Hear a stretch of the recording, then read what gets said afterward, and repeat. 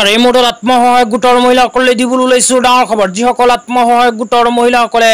অমৃত বৃক্ষ আন্দোলন আঁচনি 2.0 আবেদন কৰিছে সেইসকল আত্মসহায়ক গোটৰ মহিলাই ভিডিঅ'টোত ক্লিক কৰিছে যদি অনুগ্ৰহ কৰি ভিডিঅ'টো স্কিপ নকৰি প্ৰথমৰ পৰা শেষলৈ চাই থাকিব কিয়নো যিসকল আত্মসহায়ক গোটৰ মহিলাসকলে অমৃত বৃক্ষ আন্দোলন আঁচনি 2.0 আবেদন কৰি গছ পুলি ৰোপণ কৰিব সেইসকল আত্মসহায়ক গোটৰ মহিলাসকলে 2024 চনত নতুন নিয়মত গছ পুলিৰ ফটোখন আপলোড কৰিব লাগিব তো কেনেকুৱাকৈ গছ পুলিৰ ফটো 2024 চনত আপলোড কৰিব লাগিব আপোনালোকে যদি জানিব বিচাৰে অনুগ্ৰহ কৰি ভিডিঅ'টো স্কিপ নকৰি প্ৰথমৰ পৰা শেষলৈ চাই থাকিব আৰু মোৰ চেনেলত নতুন হলে চেনেলটো সাবস্ক্ৰাইব কৰি মোৰ লগত থাকিব তো ইয়াৰ কাৰণে প্ৰথমে আপোনালোকে নিজৰ মোবাইলৰ প্লে ষ্টৰটো ওপেন কৰিব প্লে ষ্টৰ ওপেন কৰি সাৰ্চ বাৰত আপোনালোকে কি লিখিব আপোনালোকক পঢ়ি শুনাই দিছো তো সাৰ্চ বাৰত জাস্ট আপোনালোকে লিখিব অমৃত বৃক্ষ আন্দোলন 2024 তো আপোনালোকে অমৃত বৃক্ষ আন্দোলন 2024 লিখি নিজৰ প্লে ষ্টৰত সাৰ্চ কৰি দিব তো সাৰ্চ কৰি দিয়াৰ লগে লগে আপোনালোকৰ সন্মুখত এনেকুৱা ইন্টাৰফেস আহিব ইয়াতে লিখা চাব পাৰিব অমৃত বৃক্ষ আন্দোলন তো এই এপটো আপোনালোকে প্ৰথমে ইনষ্টল কৰিব লাগিব তো আপোনালোকে যেতিয়া নিজৰ মোবাইলত এইখন এপ ইনষ্টল কৰিব ইনষ্টল কৰাৰ পিছত আৰু কি কৰিব লাগিব আপোনালোকক বিতংভাৱে জনাইছো অনুগ্ৰহ কৰি ভিডিঅ'টো স্কিপ নকৰি চাই থাকিব তো ইনষ্টল কৰাৰ পিছত যেতিয়া ওপেন কৰিব ওপেন কৰাৰ পিছত এনেকুৱা ইন্টাৰফেস আহিলে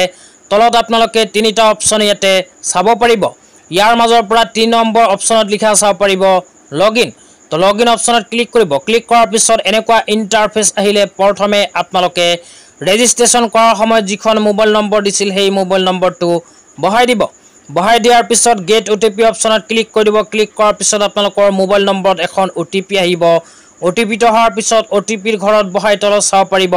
কেপচা কেইটা এন্টাৰ কেপচা যে লিখা আছে এইটো ঘৰত বহাই তলত লগইন অপচনত ক্লিক কৰি দিব তো লগইন অপচনত যেতিয়া ক্লিক কৰিব ক্লিক কৰাৰ লগে লগে আপোনালোকৰ সন্মুখত আপোনাৰ আইডিটো এনেকুৱাকৈ লগইন হ'ব লগইন হোৱাৰ পিছত ইয়াতে তলত দুটা অপচন চাব পাৰিব ইয়াৰ মাজৰ পৰা প্ৰথম যোনটো অপচনত লিখা আছে আপলোড ফটো বুলি এই অপচনটোত ক্লিক কৰিব তো আপলোড ফটো অপচনত যেতিয়া ক্লিক কৰি দিব ক্লিক কৰাৰ পিছত এনেকুৱা ইন্টাৰফেস আহিব ইয়াতে প্ৰথমে সিলেক্ট প্লান যে লিখা আছে এইটো অপচনত ক্লিক কৰি আপোনালোকে কিহৰ গছ পুলি ৰোপণ কৰিছে সেই গছ পুলিখনৰ নাম প্ৰথমে সিলেক্ট কৰিব তো গছ পুলিখনৰ নাম সিলেক্ট কৰাৰ পিছত আপোনালোকক দেখুৱাই আছো আৰু কি কৰিব লাগিব তো ইয়াতে আপোনালোকে স্ক্ৰল ডাউন কৰি আপোনালোকে যিখন গছ পুলি ৰোপণ কৰিছে সেই গছ পুলিখনৰ ফটো সিলেক্ট কৰিব সিলেক্ট কৰাৰ পিছত আপোনালোকে তলত লিখা চাব পাৰিব ওপেন ক্যামেৰা তো ওপেন ক্যামেৰা অপচনত ক্লিক কৰি আপোনালোকে কিন্তু এই এপখনৰ জৰিয়তে ডাইৰেক্ট এখন ফটো মাৰি ইয়াতে কিন্তু আপলোড কৰিব পাৰিব তো ওপেন ক্যামেৰা অপচনত ক্লিক কৰি এনেকুৱা ইন্টাৰফেস আহিলে এলাও অপচনত ক্লিক কৰি দিলে কিন্তু আপোনাৰ মোবাইলত এনেকুৱাকৈ ক্যামেৰা ওপেন হ'ব তো ক্যামেৰা ওপেন হোৱাৰ পিছত অনলাইনতে কিন্তু আপোনালোকে ফটো তুলি ইয়াৰ পৰা সেইখন ফটো আপলোড কৰিব পাৰিব আৰু লোকেশন সহকাৰে যদি ফটো তুলে কিন্তু তেন্তে লোকেশনৰ ব্যৱহাৰ কিন্তু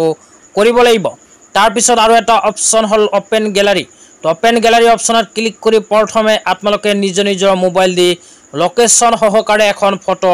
তুলিব লাগিব তুলি পেলাই সেইখন ফটো ইয়াতে সিলেক্ট কৰি সেই ফটোখন আপলোড কৰি দিলেই হৈ যাব তো আপোনালোকে গছ পুলি ফটো কেনেকৈ লোকেশন সহকাৰে তুলিব এই বিষয়ে যদি জানিব বিচাৰে তেন্তে এইটো ভিডিওৰ কমেন্ট বক্সত কমেন্ট কৰি জনাই দিব তেন্তে ইয়াৰ নেক্সট ভিডিওত লোকেশন সহকাৰে কেনেকৈ গছ পুলি ফটো তুলিব আপোনালোকক বিতংভাৱে জনাই দিম তো আজি ইমানেই ভিডিওটো চাই কেনে পালে নিশ্চয় জনাই দিব।